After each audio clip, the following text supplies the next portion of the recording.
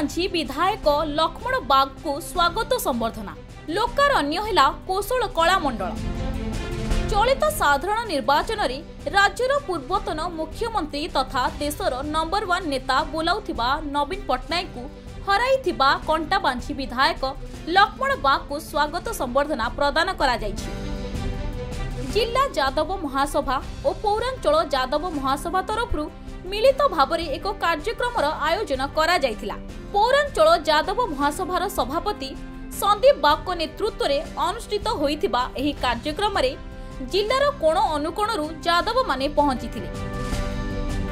कंटाबांझी विधायक लक्ष्मण बाग बलांगीर सहर रे प्रवेश करिबा परे स्मार्ट पार्क ठारू एक विशाल बाइक रैली रे तांको पाछोटी निया जायथिला। समलेश्वरी मंदिर और पाटणेश्वरी मंदिर परिदर्शन करिबा परे से कौशल कला मंडल रे पहुंचीथिले। लक्ष्मण बाग को देखि जय यादव जय माधव नारा रे कौशल कला मंडल पड़िया कंपी उठिथिला। एही अवसर रे लक्ष्मण बाग यादव महासभा निकट रे उपस्थित थिबा लोकन को कृतज्ञता जणाइथिले। परिवर्तन स्वर उठिछि एवं परिवर्तन मध्य होइछि, तेणु लोकन को विकास पई काम करी परिवर्तन आनिबा ही मोर प्राथमिकता हेबो बोली कहिथिले विधायक लक्ष्मण बाग। सर्वप्रथम तो कंटाबांझी विधानसभा जनसाधारण स्नेह ममता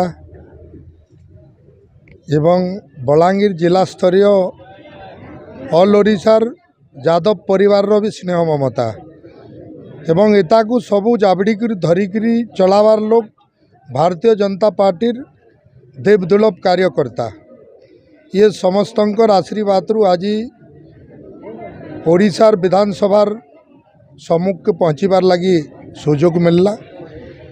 आज बलांगीर जिला स्तरीय यादव महासभा तरफ जो भली स्वागत संबर्धनार आयोजन करा जाइछे तांकर स्वागत संबर्धना को मु अंतर आत्मीय सहित निज को धन्य मन करुची एवं आगामी दिन रे निश्चित भाव रे मानव समाज रो विकास संगे संगे मोर यादव समाज रो भी निश्चित भाव रे विकास हेबो।